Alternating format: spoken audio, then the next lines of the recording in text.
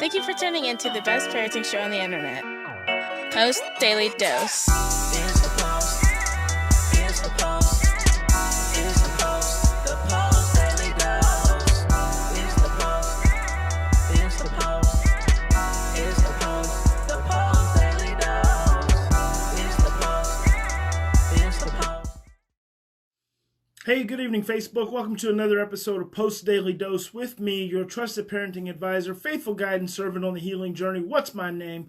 Big Papa Brian+Post. So tonight we're going to talk about the Predator-Perpetrator-Victim Cycle. There's a lot going on in the news right now, social media. There's R. Kelly, there's Michael Jackson. There's a couple other little things I've heard of, and it's so interesting to me the way we as a society react to these stories. Oh, there's the Neverland thing with Michael Jackson. What we fail to remember, maybe that we don't even know, is that 9 times out of 10, any man or woman who has perpetrated on a small child has been a victim themselves. Any man or woman who has been a predator and then perpetrated against a small child and created a victim was a victim at some point themselves. I don't doubt for one moment that R. Kelly did not have sexual relationships with 14-year-old little girls. I don't doubt it for a moment. I don't doubt for a moment that Michael Jackson didn't have sexual relationships with little boys. Not for a moment. I know with R. Kelly, there's been some information about his sexual abuse in the past as a child. Nothing like that's ever came out about Michael Jackson.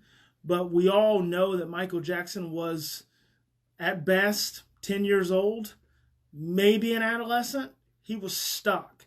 Even up till his death, he was asking for his milk. I remember I was living in Virginia Beach at the time of this happening. The video's frozen? Is the video frozen? I just saw this from Janelle. It looks fine on my end.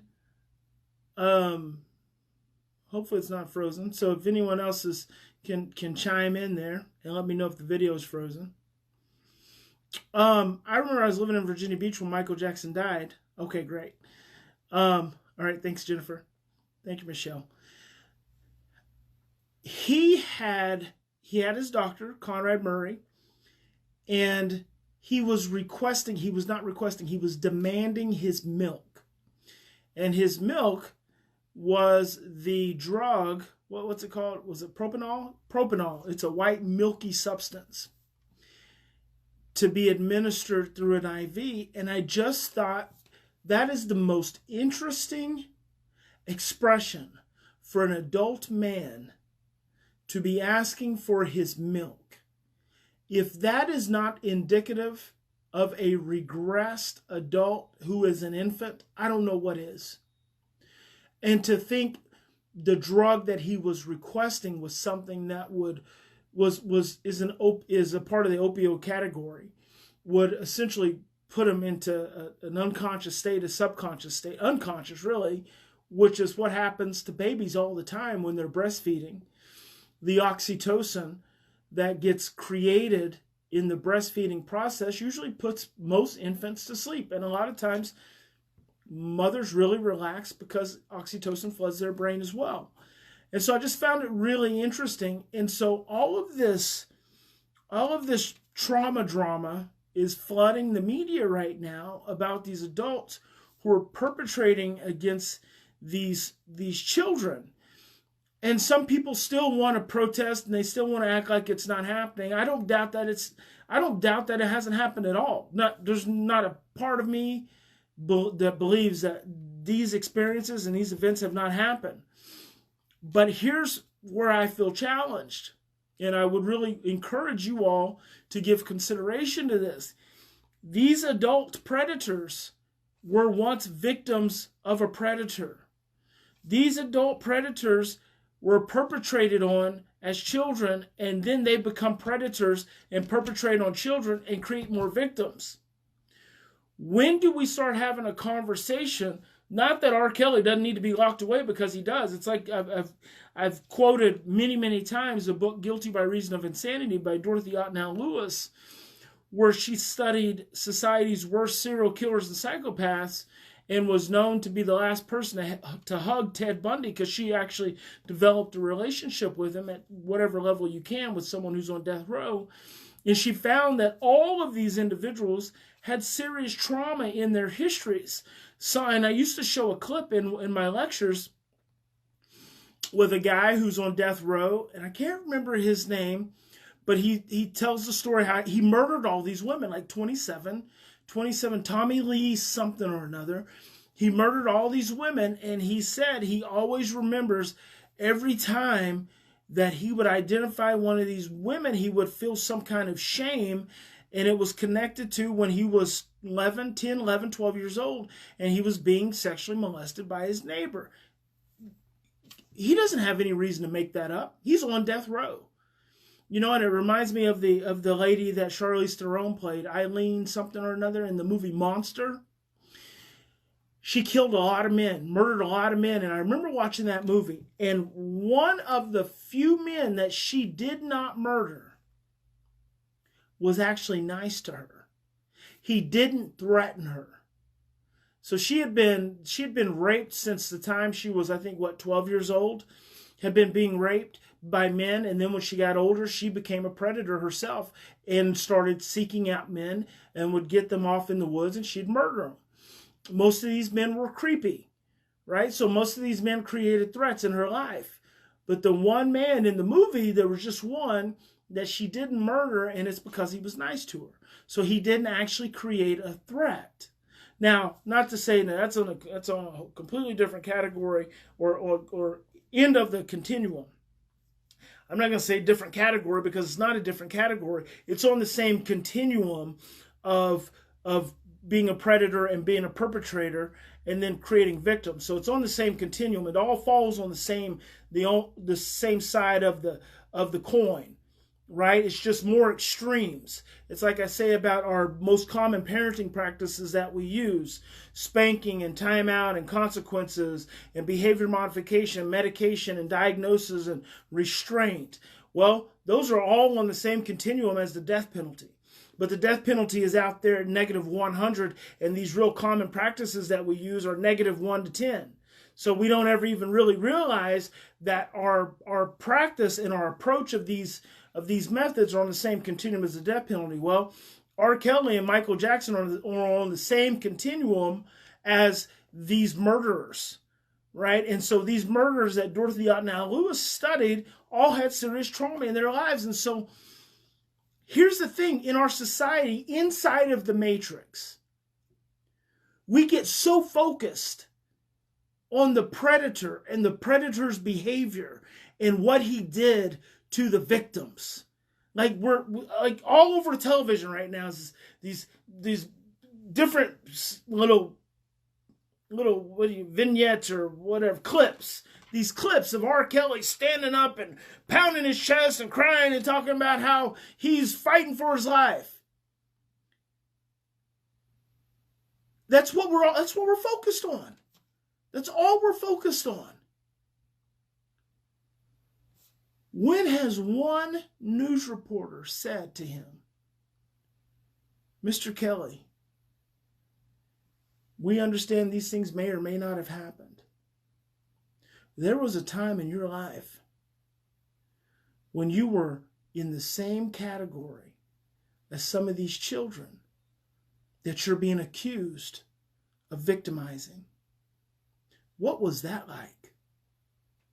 Tell us how that happened. Tell us how that impacted you. Like, let's have a real conversation. Let's stop just focusing on the tip of the iceberg, and let's get down to the root. Because I can tell you what, R. Kelly, he's never going to admit that he molested these underage girls. Hell, he was married to an underage girl. He married a 14-year-old, Aaliyah, back in the day, 20 years ago. So, I mean, this goes back 20 years. But how far back does it really go? How far back does it really go?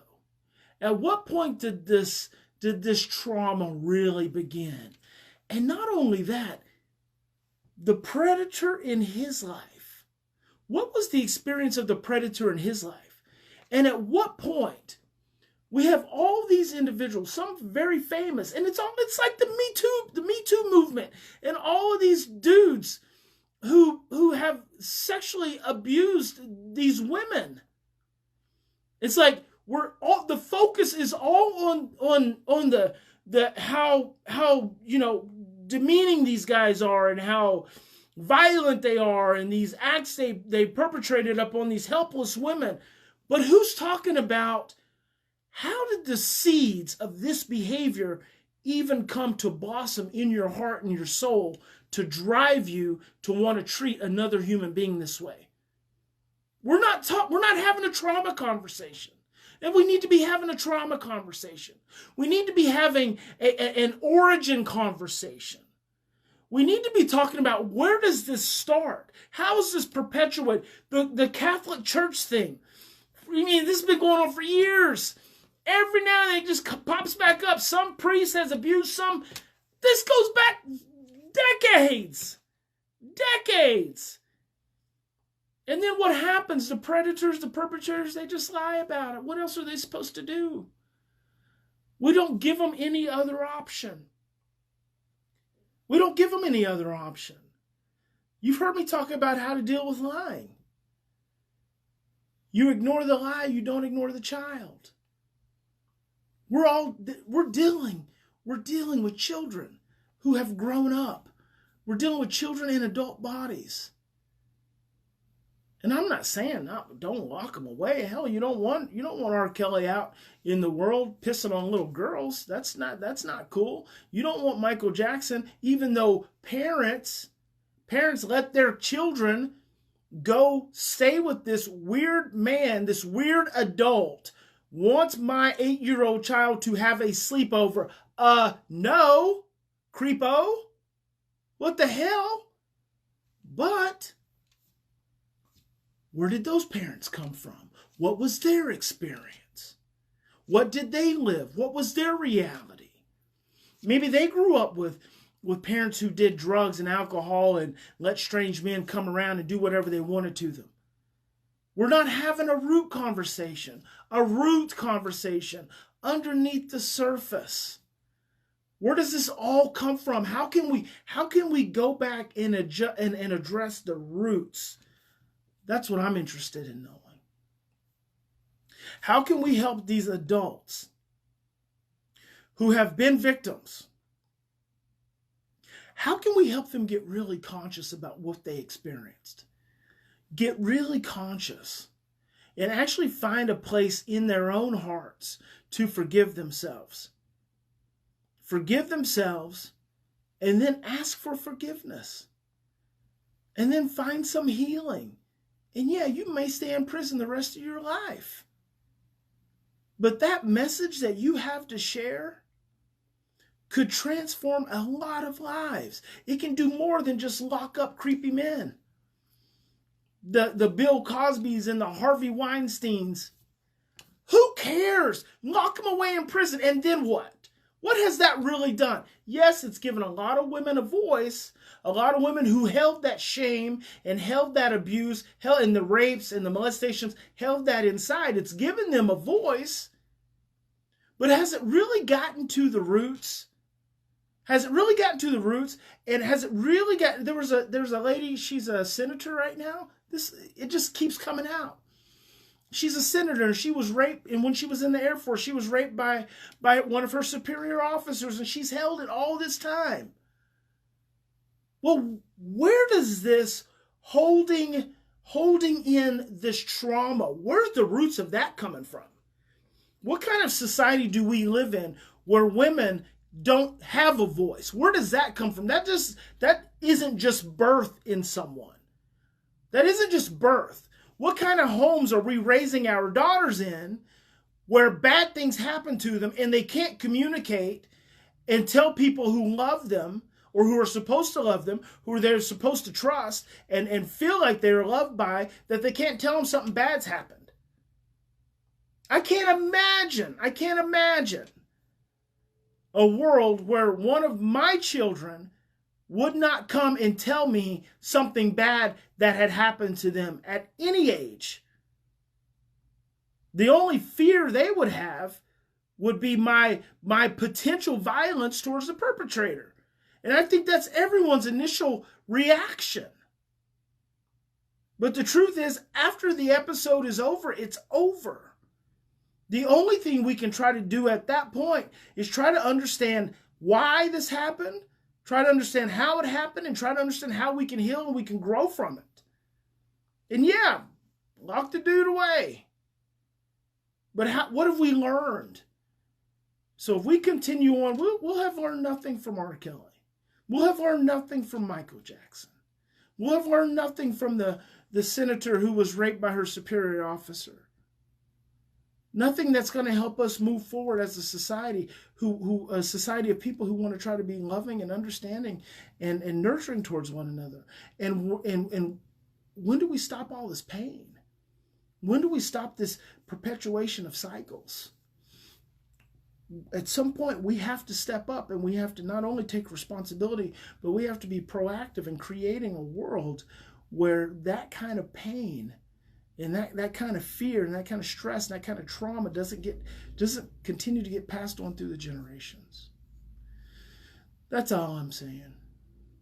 Thank you for listening. Big Papa loves you.